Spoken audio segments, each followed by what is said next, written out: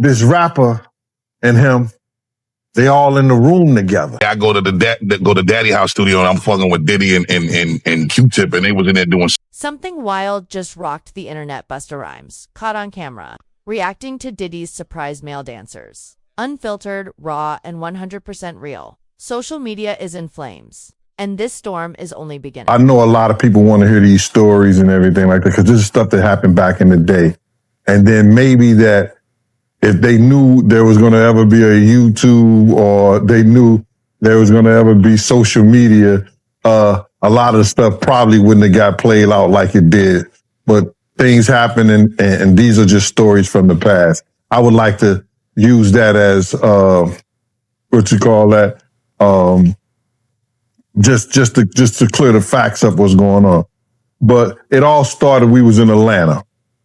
And this story starts when I'm with Puff and he's in the exotic bookstores and he's doing shopping, right? He's shopping, getting his stuff and everything like that. So, you know, this is the first time I was ever in an exotic bookstore with Puff. So, you know, I'm giving him his space. He's taking things off the shelves and stuff like that because they gave him a brown paper bag. When they gave him a brown paper bag, he was just putting stuff in there. So I said, damn, you know, he got to go put it on the counter and, you know, show everybody what he's getting. So as he's going, I'm just looking at the places where he's picking stuff from. So there's one part he picked up some things from up here on my left side. And then we picked like quite a few of them down. I'm like, okay. He put them in the bag. So when I went by there and I looked up there and it said butt plugs. And I like, hey, yo, I was messing with him because people don't understand, you know, we was like friends. He was a part of the same gang. So I'm still going to tease him. I'm still going to mess with him and everything like that. I could do that. It wasn't just no security thing. So I say, yo, what are you getting this for? And it said butt plugs. And he was like, yo, can I do my shopping by myself? I said, yeah, you could do it by yourself, brother. And he started walking and everything like that. When he got I just waited at the counter. When he got to the counter, he didn't even have to show the guy nothing. He just gave the guy a wad of money. I mean, like he gave the guy a stack, something like this. And Puff wasn't the dude that carried no 20s and no 50s and nothing like that. And I mean, like he just said, boom. And we walked out the store. So we had to leave Atlanta and go to North Carolina for a show. You understand? And it was him, this rapper, Sarah, and this other girl. We all got on a G5 jet, and we flew to G4 jet, and we flew to North Carolina. This video has the internet in a chokehold. Busta Rhymes, usually cool as ice, caught squirming as Diddy's male dancers take the stage. His stunned face says it all. Later on I think that afternoon, same day, this rapper and him, they all in the room together.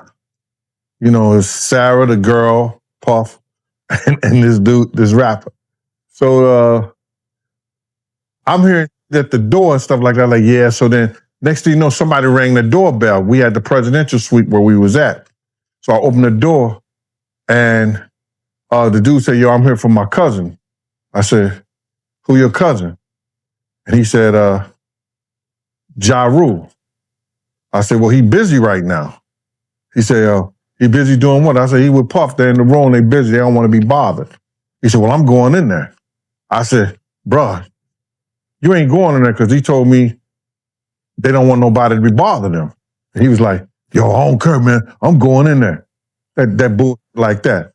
I say, yo, bro, Jesus Christ had to come down here and take the air out of my body before you get in that room right there. Watch. He tried to bum rush me. I grabbed him and threw him against the piano. When I threw him into the piano, Puff and Ja Rule runs out the room.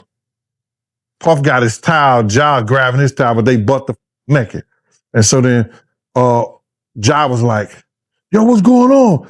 Yo, Gene, that's my cousin. He know me well, you know, and Puff was like, yo, Gene, what happened? I said, he tried to get in the room. I told him he couldn't get in the room. And he was like, Puff looked at Ja. He said, yo, Ja said, you ain't want to go in that room because there's a lot of freaking going on.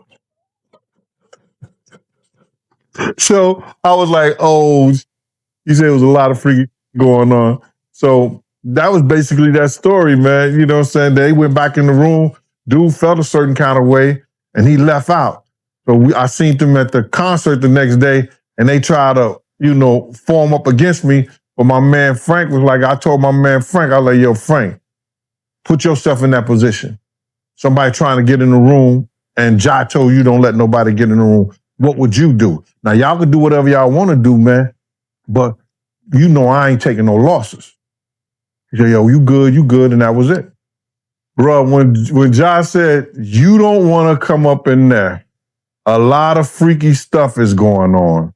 You got to use your mind. What they was doing with those butt plugs. This clip spread like wildfire. Busta Rhymes, the hip-hop legend, thrown into chaos in a matter of seconds. One viral moment sparked a meme storm and a clapback that shook the timeline. Just know, bro, like when it comes to certain things like this, it's a lot of people that who hold weight. They want me to tell stories that they experience with them. I ain't doing that, though. I may have some of them come on the podcast or something. Now, I am going to have the guy who got the case against Dwight Howard. He going to come on the podcast and talk. That's going to be interesting. Because, he hit me up thanking me. He's like, man, he felt more courageous. You feel me? He felt like he's not alone no more because, he speak about dude like he a monster. You know what I'm saying? He showed me like the threats he was receiving and things like that from him. So like, I'm getting a lot of support though, bro. Like the support I've been receiving, it really changed my whole life. Cause like working this job, bro, like it eat away at your soul, bro. Like, you know what I'm saying? Because you can't really date like that. You feel me? And then you got to keep so much a secret. You know what I'm saying? And like normal ladies feel insecure because you always around these models, these ladies who got all this surgery. They feel insecure about that. And it's like, most ladies barely met a man they can really trust.